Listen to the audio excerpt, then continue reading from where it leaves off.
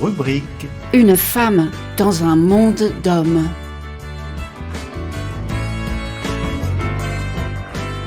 Christiane va nous parler de la présence d'une femme dans un monde d'hommes, à travers la musique classique en particulier. Il y a quelques semaines, j'ai vu à la télé une des rares femmes chefs d'orchestre de France. Et ce qu'elle a raconté m'a tellement intéressée que j'ai eu envie de partager avec vous ce que j'ai découvert sur le monde de la musique classique et plus particulièrement de la place des femmes dans ce milieu. Il faut savoir que si on compare par rapport au théâtre ou à la danse, eh bien c'est le domaine professionnel le moins féminisé. Au conservatoire au XIXe siècle, les instruments qui mettaient en jeu le souffle, la salive ou la force étaient carrément interdits aux femmes. Et le dernier instrument à s'être féminisé dans l'orchestre, eh bien bizarrement, ça a été la clarinette. Parce qu'on doit mettre tout le bec dans la bouche et c'était jugé très inconvenant. Et même la harpe, où il faut basculer l'instrument entre les jambes, ou le violoncelle, eh bien c'était considéré comme pas convenable pour des femmes.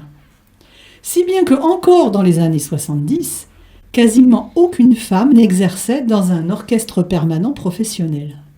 Les années 70, eh bien c'est à cette époque qu'on a commencé à faire des auditions derrière paravent. C'est parti des États-Unis et c'est arrivé ensuite en France. Et on conseille même aux femmes, pour ces auditions à l'aveugle, de ne pas mettre de chaussures à talons et de ne pas répondre si on leur dit bonjour pour qu'on ne puisse pas les repérer. Eh bien, la présence du paravent a doublé les chances des femmes d'accéder au tour suivant. Et c'est comme ça que ça a permis d'augmenter le pourcentage de musiciennes femmes dans les orchestres, qui est maintenant d'un tiers à peu près. Alors, il faut quand même savoir qu'au niveau des solistes, on est uniquement à 20%. Allez, une courte parenthèse musicale avec un extrait de la sonate en fa mineur de Scarlatti. Agnès Clément est à la harpe.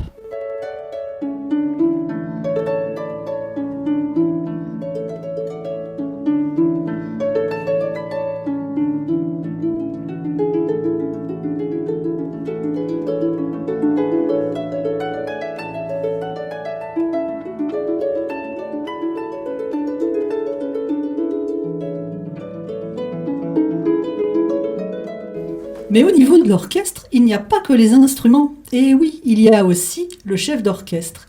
Et là, on commence à parler d'une discipline qui est l'une des moins féminisées du monde musical. Il y a un écart immense entre la progression du nombre de musiciennes par rapport à la progression du nombre de femmes chefs. Elles sont effectivement encore très largement minoritaires puisqu'on les estime à peu près 4% au niveau mondial. Et attention, parce que ce chiffre peut être un peu trompeur, parce que quand on parle de grands orchestres ou de grandes œuvres, le pourcentage est inférieur.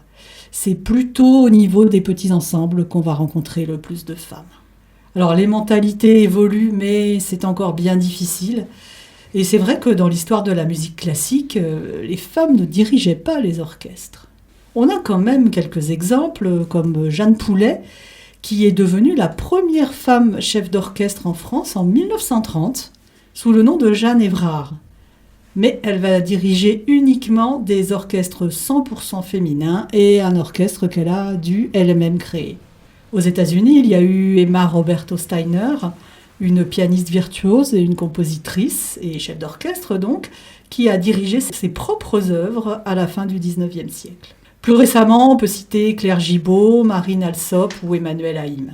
Mais s'il est vrai qu'il y a quelques exemples un petit peu anciens quand même, ce n'est quand même qu'à partir de la seconde moitié du XXe siècle que les premières chefs commencent à s'imposer. Et ces pionnières se retrouvaient souvent face à des orchestres qui n'acceptaient pas d'être dirigés par une femme, et cela même pendant les répétitions. Avant la suite, un extrait du concerto pour violon numéro 3 de Mozart avec Alexandra Konunova au violon.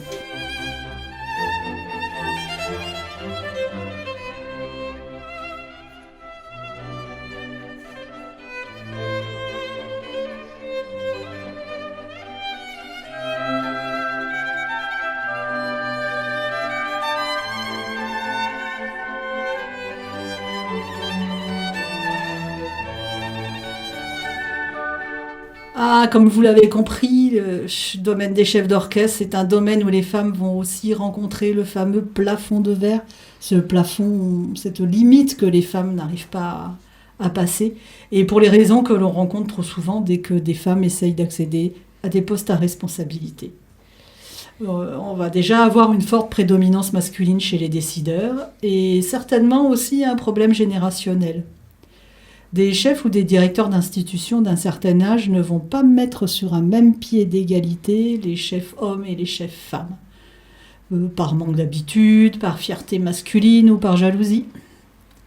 Discrimination sexiste de base donc, mais aussi discrimination sur le physique. Il faudrait en plus que les chefs femmes soient des jeunes filles belles et sexy.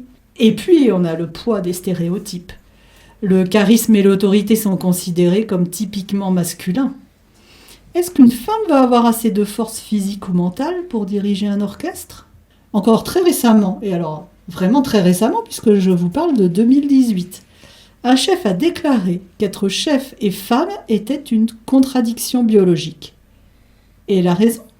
Eh bien, les femmes auraient les bras tournés vers l'avant, et c'est naturel parce qu'elles doivent porter des bébés. Et voilà. Et en plus, on favorise l'immersion des garçons qui peuvent donc tâtonner, se faire la main et donc acquérir un bon geste, alors que les femmes, si elles ne peuvent pas s'entraîner, elles vont avoir beaucoup plus de mal à avoir la bonne attitude. Il reste encore du chemin à faire, comme vous pouvez le voir, mais les choses évoluent quand même un peu, même si malheureusement, il faut noter que la France reste en retard si on compare avec les États-Unis ou la Finlande.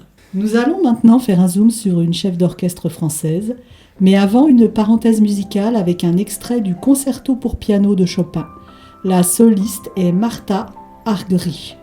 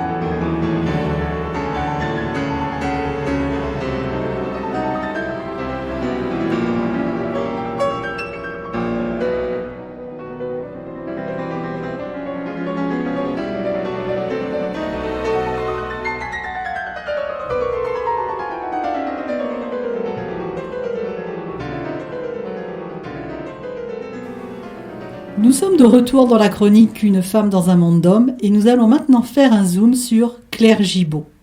Celle-ci est une des rares femmes chefs d'orchestre. Elle est née en 1945. Son père est professeur de solfège au conservatoire. Elle apprend le violon. À 13 ans, elle obtient le premier prix de violon. Mais ce qu'elle veut faire, c'est déjà être chef d'orchestre, même si on lui dit que c'est un rêve de garçon manqué.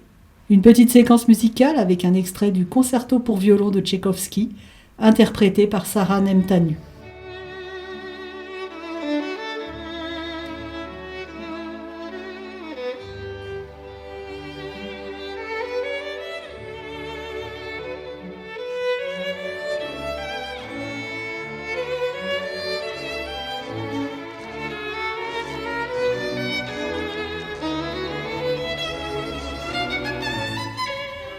À 18 ans, elle est la 3e femme de l'histoire à entrer en classe de direction d'orchestre au Conservatoire national de Paris. À 24 ans, elle obtient le premier prix de direction d'orchestre. Quand elle a 24 ans, nous sommes en 1969. Et elle fait la une de France Soir avec Neil Armstrong, qui vient de marcher sur la Lune. À 42 ans, elle fait une demande d'adoption. Mais cette demande lui est refusée car elle a un métier qui n'est pas convenable. Elle adopte au Togo et elle va découvrir le racisme au travers de ses enfants. Elle a dirigé à l'Opéra de Washington avec Placido Domingo, à Covent Garden à Londres, à Berlin, à la Scala de Milan. Mais en France, impossible de se faire une place. Elle pose sa candidature à l'orchestre de Rennes-Bretagne et à l'orchestre de chambre de Toulouse, mais éliminée sur dossier, sans même avoir été reçue. Une pause avec un extrait du Triomphe du temps et de la désillusion de Handel, sous la direction de Emmanuel Haïm.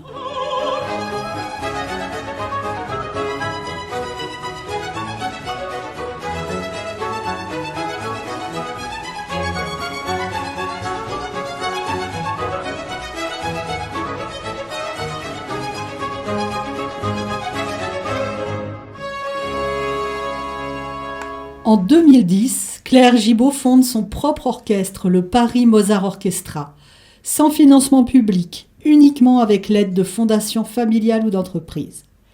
Avec son orchestre, elle souhaite ouvrir la musique à tous et va à la rencontre de populations éloignées de la musique classique. Les prisons, les cités, les quartiers défavorisés. L'orchestre a mis en place une charte de non-discrimination qui est signée par tous les musiciens. Parité absolue homme-femme. En mars 2020, Claire Gibault organise avec la Philharmonie de Paris le premier concours international de chefs d'orchestre femmes, avec un jury paritaire de 3 chefs femmes et de 3 chefs hommes.